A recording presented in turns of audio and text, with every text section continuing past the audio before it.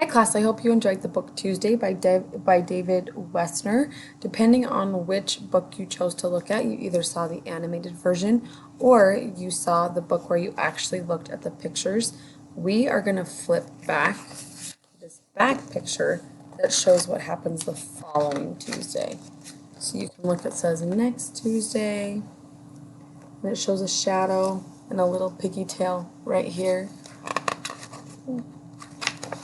And then it shows pigs flying.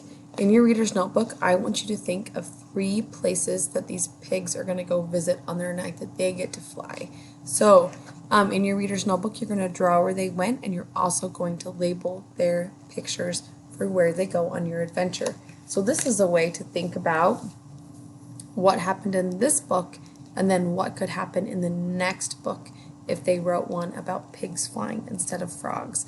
So I'm excited to see your ideas. I hope you enjoyed this book. I'm also going to leave some ideas for some other wordless picture books that you can look at if you'd like, but this book is a great book to use your imagination on. Have a good day.